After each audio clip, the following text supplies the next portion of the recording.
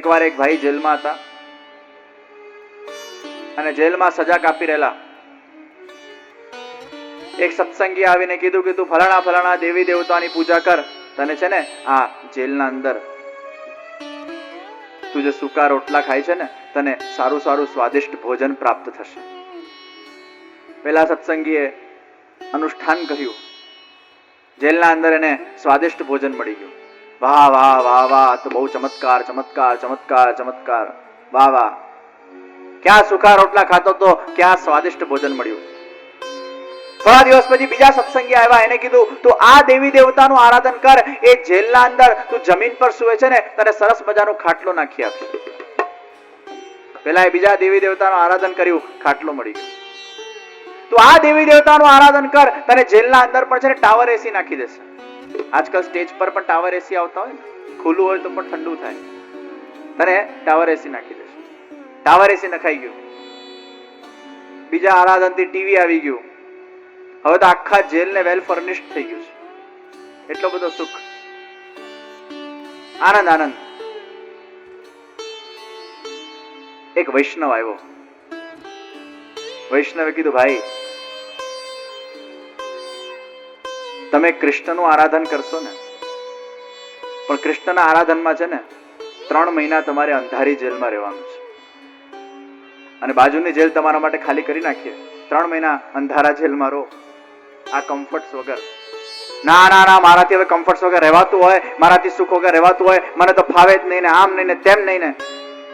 ત્યારે પેલો વૈષ્ણવ કે છે અરે મૂર્ખા, તું 3 મહિના અંધારી જેલમાં જો રહેશે ને, કૃષ્ણનું આરાધન કરશે ને, કૃષ્ણની શરણાગતિ સ્વીકાર કરશે ને, આ કૃષ્ણ તને જેલમાંથી જ મુક્ત કરી નાખશે. કૃષ્ણ ભગવાન એ આ સંસાર રૂપી 80 વર્ષની જેલમાંથી મુક્ત કરવા આવ્યા છે. આ લૌકિક સાધનો માટે જો ભગવાનની ભક્તિ કરવાની હોય, આ લૌકિક સાધન તો ભગવાન માટે તુચ્છ છે. હું ઘણી વાર મારા પ્રવચનમાં કહું કે રાષ્ટ્રપતિની તમારી સાથેની કોઈ અપોઇન્ટમેન્ટ ગોઠવાય અને એ અપોઇન્ટમેન્ટના અંદર તમે રાષ્ટ્રપતિને એમ કહો, અરે રાષ્ટ્રપતિ જરા મારું લાયસન્સ કરાવી આપજો ને. રાષ્ટ્રપતિની અપોઇન્ટમેન્ટના અંદર એ લાયસન્સનું કામ કરાવવાનું હોય. શું રાષ્ટ્રપતિ લાયસન્સનું કામ નથી કરી શકતો? કરી શકે છે. એના માટે બાયાતનો ખેલ છે, પણ એના પાસે એ ઉદ્દેશ્યથી જવાનું હોય. કૃષ્ણ ભગવાન જયારે વિશ્વપતિ હોય, રાષ્ટ્રપતિ શું બ્રહ્માંડપતિ હોય, અને એ કૃષ્ણ ભગવાન પાસે જઈને આપણે આ બધી નાના નાના સુખ દુઃખની વાતો કરીએ. શ્રી મહાપ્રભુજી કહે છે પ્રાર્થિત એવા તથા કિમ સ્યાત. भक्ति का लक्ष्य वो केवल भगवान होना चाहिए, यही भक्ति मार्ग है.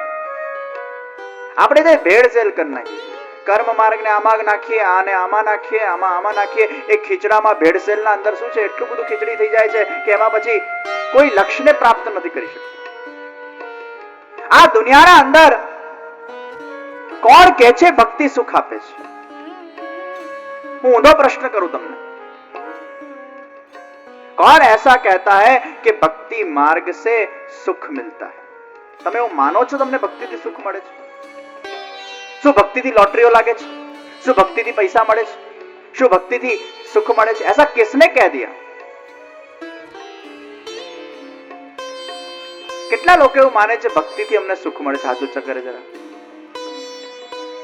1 2 3 4 5 6 7 8 9 10 11 12 13 14 15 16 17 18 19 20 21 22 23 24 25.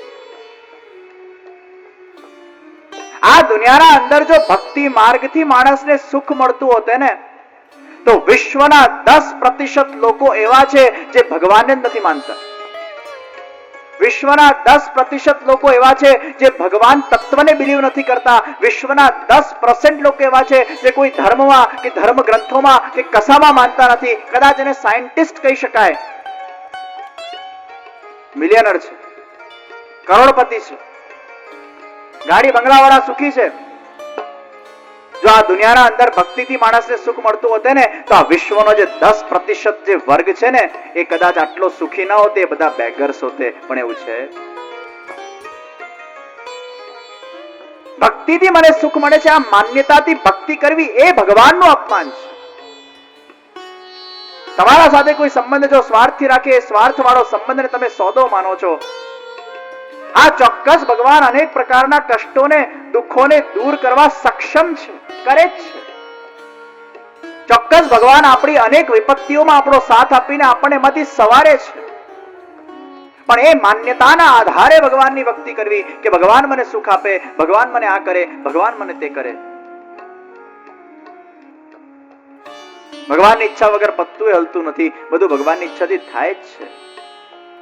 દુનિયાના અંદર જ્યારે તમને સંસારમાં બહુ ઠોકરો લાગે ને, જ્યારે સંસારના અંદર બહુ અસંતોષો થાય ને, ત્યારે ઘણીવાર એમાંય ભગવાનની ઈચ્છા હોય છે. ભગવાન ઘણીવાર તમને પોતાના તરફ ખેંચવા માંગતા હોય એટલે સંસારનું સત્ય તમને દેખાડે છે.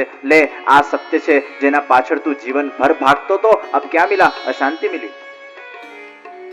લે, ये है संसार का सत्य, देख इसको, अनुभव कर और अब मेरे पास लौट. પરમાત્મા જ્યારે અતિશય સંસારમાં દુઃખ આપતો થઈ જાય તો એ દુઃખ કૃપા છે.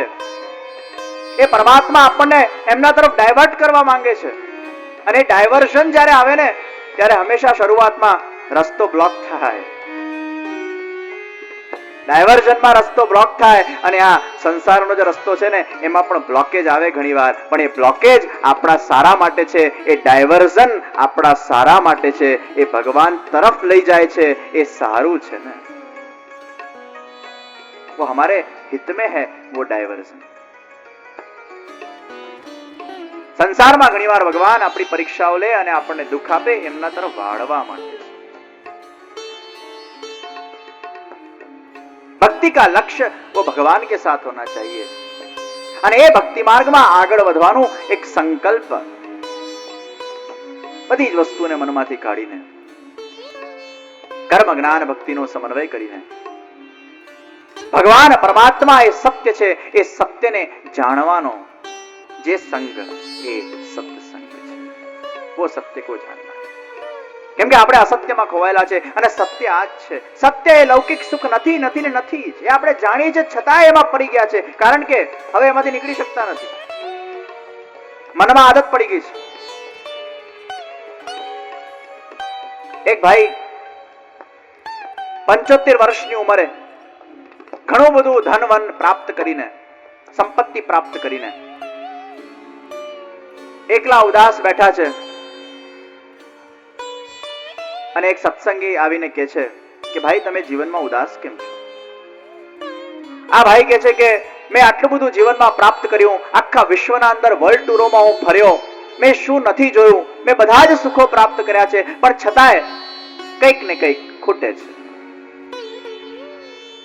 સત્સંગી કહે છે એક વાત સાંભળો, સુખ છે ને સંપત્તિમાં નથી, સુખ છે ને ધનમાં નથી, સુખ આ બધામાં નથી, સુખ તો ત્યાગમાં છે. સત્સંગી કીધું સુખ તો ત્યાગમાં છે. હવે 75 વર્ષની ઉંમરે એને વિચાર આવ્યો કે હવે છોકરા વોકરા બધા સેટલ થઈ ગયા છે, હું એકલો છું, હવે મારા પાસે જે અમુક બચ્યું હશે ધન આપી પરવારીને એને વિચાર્યું ચલો આપ પણ ટ્રાય મારી જોઈએ કે ત્યાગમાં સુખ છે કે નહીં. એકવાર પ્રાપ્તિમાં સુખના લક્ષ્યથી પ્રાપ્ત કર્યું, હવે વિચારે છે ત્યાગવામાં સુખ છે, એને અનુભવીએ. ધનનો પોટલો લીધો અને પોટલો લઈને ભાગ્યો અને સંતના ચરણોમાં આવીને પડ્યો. હે સંત મહારાજ, આખા જીવન મેં મહેનત કરી, આખું જીવન મેં જે સુખ પામવા માટે ધન પ્રાપ્ત કર્યું, સંપત્તિ પ્રાપ્ત કર્યું, બધી બાહ્ય વસ્તુઓ પ્રાપ્ત કરી, પણ આજ દિન સુધી મને સુખ નથી મળ્યું. કોઈકે મને કીધું સુખ તો છે ને આપવામાં છે, એટલે આ બધું જ ધન આપને ચરણોમાં આપવા આવ્યો છું. પોટલો ભરીને આવ્યો અને જ્યાં પેલા વ્યક્તિ આખો પોટલો ધનનો પેલા સંતના ચરણોમાં મૂક્યો, સંત પોટલો લઈને ભાગ્યો. અરે રે અરે રે અરે રે, મેં આ શું કરી નાખ્યું? મારા 75 વર્ષની મહેનત મેં એક ઢોંગી સંતને આપી દીધી. અરે બાપા, મેં શું કરી નાખ્યું? અરે મૂર્ખ, અરે ભાગ! ભાગ્યો.